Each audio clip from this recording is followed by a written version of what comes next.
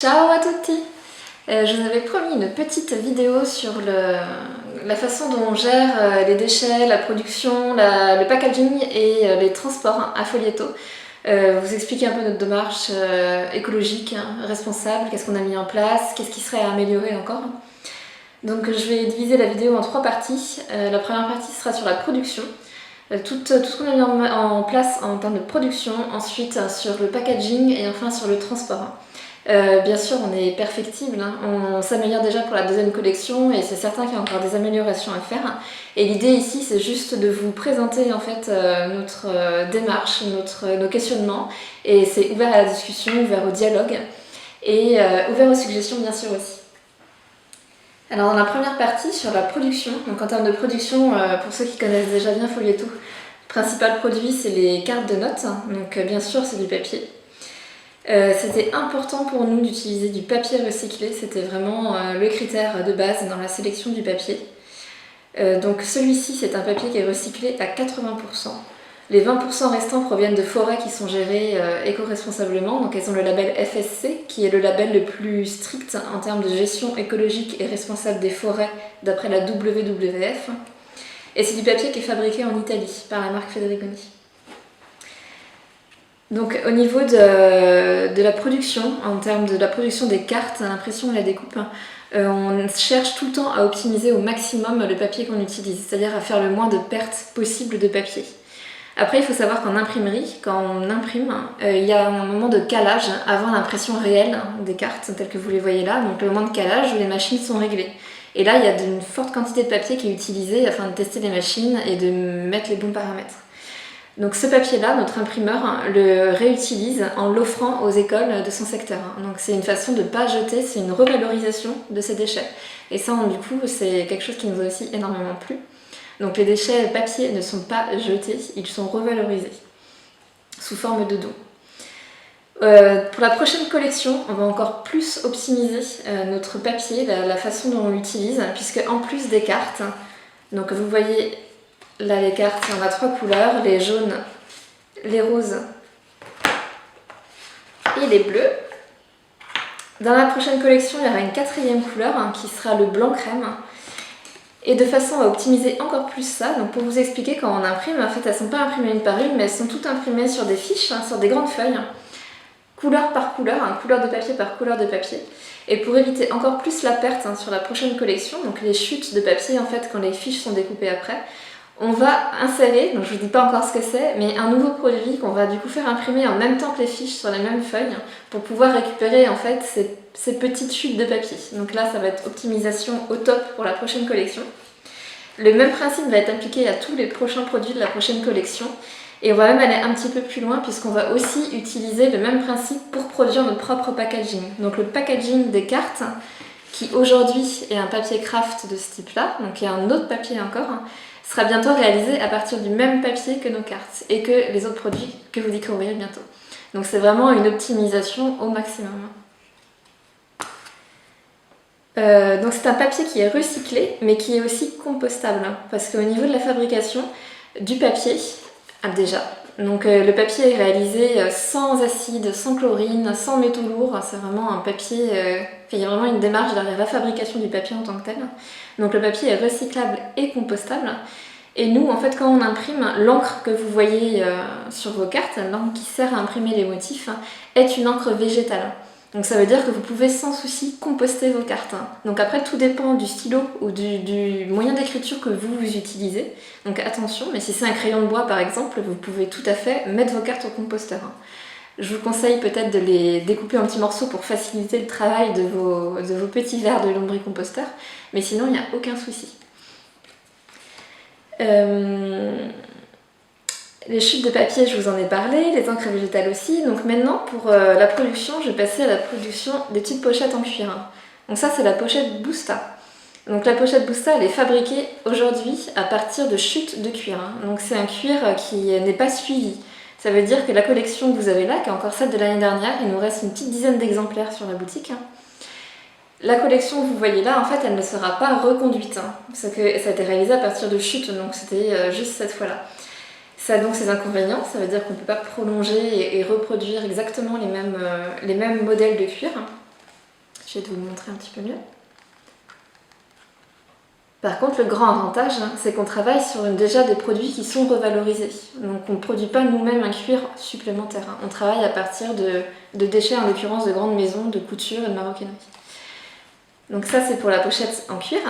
Pour la pochette en liège, il s'agit d'un liège qui est récolté, fabriqué et récolté à Madrid, qui est transformé en feuilles de liège à Madrid, et qui est transformé en pochette, donc nos petites pochettes Bousta que vous voyez là, à Madrid aussi. Et tout ça selon la tradition des cocheros, donc c'est des ramasseurs de liège espagnols. Alors au niveau maintenant du packaging, donc je vais commencer déjà à vous parler du packaging des cartes, qui sont faits à partir de cartons recyclés aussi du coup, parce que c'est le même papier que les cartes. Eux aussi sont compostables.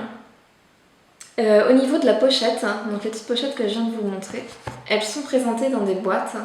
Donc quand vous les recevez, elles sont en fait elles ont ce format-là, cette dimension-là. Donc ça, ce sont les boîtes que vous pouvez réutiliser. Et quand vous ouvrez, vous avez à l'intérieur un rouleau, donc c'est la surprise jusqu'au bout. Et quand vous ouvrez, vous trouvez votre pochette qui est protégée en fait entre deux grandes feuilles de papier. Vous avez un calendrier 2020 qui protège votre pochette. Donc vous pouvez tout à fait réutiliser votre calendrier et l'afficher. Donc l'idée c'était de vous proposer un calage, en fait quelque chose qui protège votre pochette mais que vous ne jetiez pas après, que vous pouvez réutiliser. Et ensuite votre pochette en tant que telle, qui vous est livrée à plat et que vous n'avez plus qu'à assembler. Donc c'est très simple, c'est un système de pliage on ne peut plus simple. Hop, et voilà, vous avez votre petite pochette. Donc l'idée c'était de vous proposer un calage que vous pouvez réutiliser qui n'est pas jetable. C'est un peu le même principe qu'on a utilisé pour tous les packagings. Aussi bien, donc juste les cartes, quand elles vous sont livrées, j'ai une dernière petite précision, j'ai oublié de vous dire, elles sont filmées en fait sous plastique.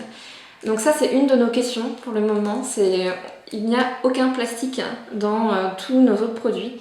Mais malheureusement le papier étant le matériau qu'il est, il est sensible à l'humidité. Et dans le but en fait de conserver et de protéger au mieux les cartes, elles sont filmées pour éviter de gondoler si jamais elles sont exposées à l'humidité, parce qu'on ne peut pas contrôler en effet le transport sur toute sa chaîne. Donc il peut, pour éviter tout risque, elles sont filmées. On aimerait bien évidemment pouvoir se débarrasser de cette seule et unique petite couche de plastique que nous avons dans notre collection, mais pour l'instant on n'a pas trouvé comment faire autrement. Donc si vous avez des suggestions, c'est pareil, c'est bienvenu. Je le disais donc, pour tout le reste, c'est le même principe de réutilisation et de recyclage. Donc quand vous recevez votre colis chez vous, vous commandez sur le site Folieto, vous pouvez recevoir deux formats de colis selon la commande que vous avez passée. Ou ce tout petit mignon colis si vous avez commandé 3 ou moins matzo de cartes, donc bloc-notes de fiches, ou des accessoires, donc ça rentre là-dedans, on vous envoie ça comme ça. Donc c'est un carton qui est recyclable et surtout qui n'est pas imprimé. Donc nous on voulait vraiment quelque chose de minimaliste, on ne veut pas non plus que ça semble austère, c'est pas du tout l'idée, mais l'idée c'est que vous puissiez réutiliser le carton. Or, si c'est un carton imprimé, comme il ne va pas être imprimé à partir d'encre végétale, parce que sinon ça coûterait trop cher pour la cartonnerie, il va être imprimé avec des encres au plomb. Et ces encres-là, vous ne pourrez pas utiliser par exemple vos cartons dans votre jardin, le composter, ou l'utiliser pour pailler des zones. Donc, je sais que tout le monde ne vit pas à la campagne, mais tout le monde n'a pas un jardin. Mais l'idée c'est vraiment de pouvoir réutiliser au maximum. Et moi personnellement ici à la maison, quand je reçois des colis, je découpe les parties imprimées pour les jeter dans le recyclage et je garde les parties non imprimées pour mon jardin. Donc l'idée c'est de pouvoir permettre au plus grand nombre possible de faire ça pour limiter au maximum ce qui est envoyé au recyclage. L'idéal, le truc le plus top, ça reste le compostage. Donc on essaye d'aller vers cet objectif-là, plus que le recyclage. Et quand vous ouvrez votre colis, du coup, vous avez votre petit bloc-notes de fiches qui est là. Donc il y a juste le bloc-notes, il n'y a pas besoin de calage parce que la boîte est de la bonne taille. Et vous avez également un petit fascicule à l'intérieur, un petit catalogue. C'est la seule chose que vous verrez dans votre colis en plus en plus de ce que vous avez commandé. Donc c'est voilà, notre petit catalogue qui est présenté comme ça avec des petits onglets qui vous permettent en fait de voir comment utiliser au mieux vos cartes, plein d'idées d'utilisation. On vous présente également les autres produits de la gamme. Donc c'est fabriqué aussi sur un papier recyclé, ça, avec des encres végétales aussi. Donc voilà. Ou si vous avez passé une plus grande commande, vous recevez ce format de colis. Donc c'est exactement le même principe. C'est un carton qui n'est pas imprimé pour vous permettre de le réutiliser comme vous voulez. Vous pouvez même l'utiliser pour ranger des choses chez vous si vous avez simplement besoin de rangement. Et quand j'ouvre, donc là je vais vous montrer le calage dans le carton. Voilà comment se présente votre commande. Donc ceux qui ont déjà commandé sur le site pourront vous le dire, ça se présente vraiment exactement comme ça. Donc évidemment si vous avez commandé ces choses-là. Avec un calage qui est un calage, je vous montre là. Donc un calage tout simple en papier craft. C'est soit du papier craft qu'on a acheté en rouleau, donc qui est recyclable, réutilisable, vous aussi pour vos cadeaux par exemple, pour protéger des produits lors d'un déménagement, etc. Ou du papier craft que l'on réutilise nous-mêmes, à partir des colis qu'on reçoit de nos fournisseurs. À ce sujet, il est possible que certains d'entre vous aient aussi reçu des cartons, leurs commandes dans des cartons qui n'ont pas cette forme-là, tout simplement parce que c'est aussi des cartons qu'on réutilise de nos fournisseurs. Donc à la fois les cartons, les colis que nous on émet, on produit, on essaye de les concevoir au maximum comme étant les moins générateurs de déchets, mais aussi nous en tant qu'entreprise, on essaye de générer le moins de déchets possible. Donc ça veut dire recycler, ça c'est la dernière option pour nous, mais avant ça l'idéal c'est la valorisation, la revalorisation, donc c'est pour ça qu'on réutilise le calage, qu'on réutilise au maximum le carton s'il n'est pas abîmé, et qu'on composte aussi. Donc je composte chez moi une partie des déchets de l'entreprise Folieto que je n'arrive pas à recycler. Enfin que je ne veux pas recycler, que je peux composter. Donc voilà. Vous avez aussi remarqué que sur certains, je parlais tout à l'heure du petit plastique qui entoure les cartes, il y en a aussi sur d'autres produits de la boutique. Donc c'est les autres produits qu'on revend, donc ce ne sont pas des marques Folieto, ce sont d'autres petites marques de papeterie qu'on adore et qu'on revend. Donc là, nous, on ne maîtrise pas leur packaging, donc évidemment, vous allez avoir des petits morceaux de plastique peut-être ici aussi. Selon les régions, le plastique est recyclable, ceci dit. Au niveau du packaging, je pense que c'était tout. Ah si, au niveau de la nouvelle collection, comme je vous l'ai dit, on va aller encore plus loin en concevant le packaging des produits Folieto pour le coup, vraiment dans une idée de revaloriser les déchets que l'on produit déjà. Donc le packaging sera fabriqué à partir des chutes de papier, des cartes et des futurs produits de la collection. Donc je vous en montrerai bientôt plus, j'espère, lorsque tout ça sera fabriqué, produit et packagé. Donc au niveau du transport, là aussi on a des choses qu'on aimerait mettre en place, des choses qu'on aimerait améliorer. Notamment, aujourd'hui, tout le stock est basé tout près de Nantes, à 30 km de Nantes. Et on aimerait pouvoir proposer un service de livraison à Nantes à vélo. Donc je sais j'ai déjà repéré certaines entreprises qui proposent ça. Donc l'idée c'est de mettre ça en place pour le mois de septembre. Donc ça sera juste sur Nantes, parce que c'est là qu'on est situé, donc pour faire vraiment du local à vélo. Et sinon au niveau du transport, dans le cadre de la fabrication de tous ces produits-là, les cartes, le papier, comme je le disais, vient d'Italie, c'est un papier recyclé. En France, depuis quelques mois, malheureusement, la dernière entreprise qui fabriquait du papier recyclé a fermé, donc il n'y a plus de fabricants de papier recyclé en France.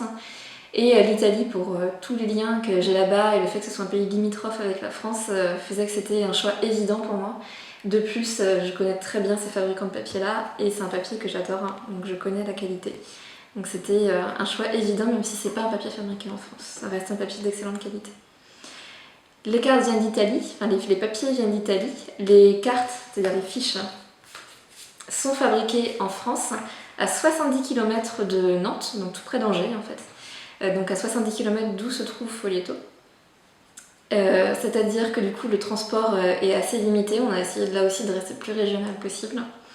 L'impression et le conditionnement se font dans un rayon de, je pense, 50 mètres. C'est-à-dire que notre imprimeur se trouve vraiment de l'autre côté de la route, de l'endroit en fait où sont packagées, mis sous film les cartes. Et là ça va être une nouveauté avec la prochaine collection, donc c'est pas encore sûr et certain, mais c'est dans les cartons justement. L'idée en fait c'est de pouvoir aussi stocker directement les cartes là-bas et que l'envoi de vos colis se fasse aussi depuis là-bas en partie, sauf les colis qui sont expédiés sur Nantes qui du coup continueraient à être un petit peu stockés dans les bureaux de Folieto pour permettre la livraison à vélo. Du coup ça limiterait encore plus les transports hein, puisqu'il n'y aurait plus ce laps de 70 km entre les bureaux de Folieto, le stock de Folieto et l'impression. C'est-à-dire que là où c'est imprimé, ça sera stocké et expédié. Donc ça limite encore plus nos transports et du coup nos émissions de CO2. Les pochettes en cuir, elles sont fabriquées à très exactement 30 km des bureaux de Folieto. Donc c'est vraiment du super local. On a trouvé un fournisseur de cuir qui est situé à moins d'1 kilomètre du fabricant des pochettes. Donc ça reste dans une zone de 30 km pour les pochettes en cuir.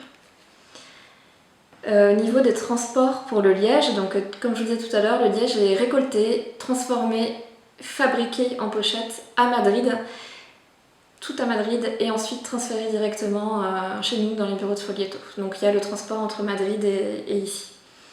Au niveau de la boîte en bois, donc la boîte Scatola. La boîte Scatola que vous connaissez bien aussi, elle est fabriquée en Autriche. C'est pas en France, mais on a trouvé un très bon fabricant qui fait des très belles finitions en Autriche, dans un bois massif aussi. Donc un bois de très bonne qualité d'être. Donc voilà, ça reste en Europe, tout reste made in Europe. Et je pense que c'est tout. Vos colis sont aussi protégés à l'aide de scotch en craft, c'est-à-dire que votre scotch n'est pas en plastique, vous pouvez le recycler. Donc c'est très pratique aussi. Et je pense que c'est à peu près tout. Donc si vous avez des questions sur ça, sur la fabrication, sur le packaging, le transport, le conditionnement, le stockage de Folieto, n'hésitez pas. Je vous répondrai du mieux que je peux. Si vous avez des suggestions, des idées pour améliorer encore tout ça, vraiment n'hésitez pas, même en termes de matière. Donc je vous ai parlé du cuir, je voulais absolument aussi proposer, quand a été imaginée cette première collection, celle que vous avez vue là, je voulais aussi absolument proposer une alternative végane aux pochettes en cuir. C'est pour ça que j'ai choisi le liège. C'est un matériau qui est vraiment extraordinaire, qu'on sous-estime, et qui est d'une légèreté et d'une résistance incroyable. Donc si vous avez même d'autres idées de matériaux comme ça, qui ne sont pas forcément très courants dans la maroquinerie ou dans la papeterie, n'hésitez pas, parce que je suis toujours à la recherche de ces innovations-là. Et j'espère que cette vidéo vous aura plu et vous aura permis d'en voir un petit peu plus sur les coulisses. J'espère que je pourrai très rapidement vous emmener avec moi chez l'imprimeur, chez là où seront stockés bientôt tous nos produits, pour vous montrer un peu tout ça, chez le fabricant de cuir, enfin le fabricant des pochettes. J'espère que tout ça pourra bientôt se faire, hein, dès que tout le monde aura rouvert et mis en place toutes les mesures nécessaires. Et peut-être, j'espère que ça pourrait être pendant la fabrication des fiches, que je puisse vous montrer en fait la fabrication des fiches, ça serait vraiment super. Donc voilà, j'espère que cette vidéo vous a plu, je vous souhaite une belle journée et à bientôt. Ciao!